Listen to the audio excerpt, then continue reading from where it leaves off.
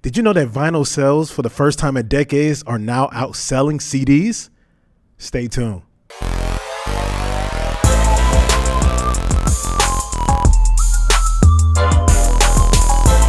Yo, what's good, world? It's your boy TWiZ, and welcome to another episode of 5 Minutes of TWiZDOM. 5 minutes of tips and tricks to help grow your music brand. Really quick, do me a favor. If you haven't already, make sure you hit that subscribe button, hit the notification bell to know whenever I'm dropping one of these videos to help you out, and share to a person that may need to hear these gems that I'm dropping today. All right, now you heard me right? Vinyl sales are now outselling CDs, which if you was living under a rock, you didn't even know CDs were actually still selling. But vinyls are now becoming a really big thing. And just to give some stats about it, right? Vinyl records are now 17% increase in sales, right? So that's pretty big for vinyls, because you thought that was left back in the 60s and 70s, but it's still a big deal now. And many mainstream artists are now starting to really gravitate to these. And why are vinyl sales really becoming a big thing? Is because now it's becoming like limited edition. So you got a lot of different artists that are doing that. I know Ariana Grande did that. Justin Bieber actually did that. There's so many different artists that release these special edition. And if you're like me, I still have a record player. They have modern type of record players that are still here that actually has like CDs and Bluetooth capability and things of that nature infused with it in one.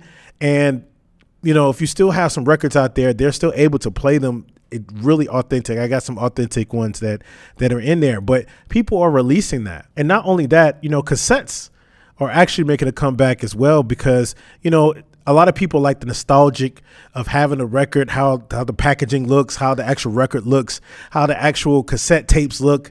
And some people may even say that vinyl audio and cassette audio is much better than streaming, which there is some validity to that, because whenever you look at the tape, you know, it has to be fine the way that it is. When you look at the new technology, it's compressed, right? Whenever you send an email out to somebody that's audio, it's compressed audio. Whenever you're exporting out from your DAW, that's compressed audio. Now, that's why they say you have to bounce it down in wave, because that's the best, but still it's taking a bunch of unnatural tracks that's already digital, right? And then it's compressing it into a file so that way it can fit on a computer.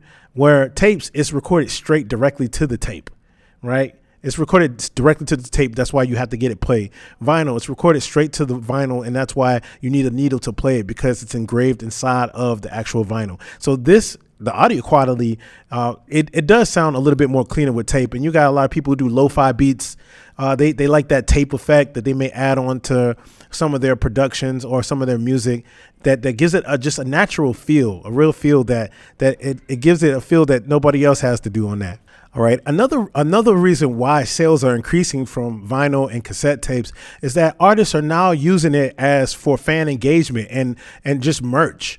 Right. I've actually went to a friend of mine. He was an artist, and he had CDs and he had cassette tapes and he had vinyls for sale too. And people were purchasing them, not necessarily to listen to them, because, you know, unless you're an enthusiast, it's kind of hard to find the devices to play it on it.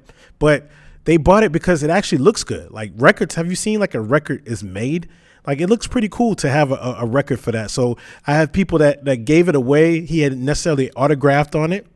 Right. He autographed this merch, and it added some value to it, because now it's not just a regular record.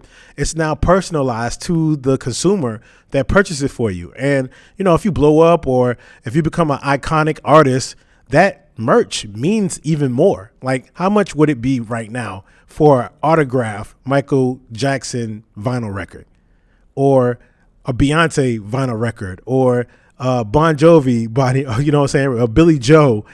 Just these iconic artists that have, you know, that type of stuff, a Prince, right? How much would that go for on the market right now, just to have an autograph, like merch that's vinyl?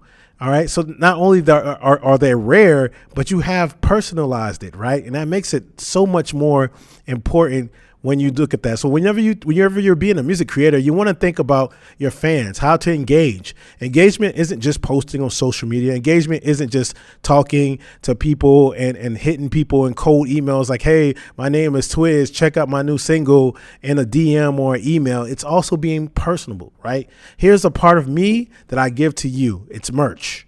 right? It's something that people can listen to.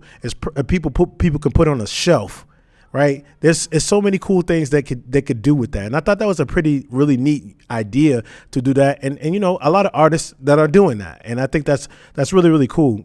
Also, you could do direct sales, right? So if you got like your own website or Shopify or some kind of things, they can go straight to your website and purchase this merch, just like they would buy a t-shirt or some kind of, you know, clothing brand or some type of thing. You have that type of merch too, that people can really just bid to you on. So that's another way for you to monetize, you know, yourself as a music creator. Don't forget, right? You want to have different type of things that people can purchase from you. And of course, when you perform, have merch, have things to give out to your fans to be able to monetize. All right. So if you have any other ideas of monetization, and after this podcast, are you thinking about getting some tape or cassettes or some vinyl records for your brand?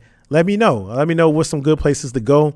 Any other ideas you have to market yourself as a music creator? I would love to hear your ideas. Please put it down in the comments. All right. And if you haven't already, please, what are you waiting for? Hit that subscribe button, hit that notification bell as we drop these gems. Okay. It's another episode of 5 Minutes of TWiZDOM. It's your boy TWiZ. I'm out. Certified.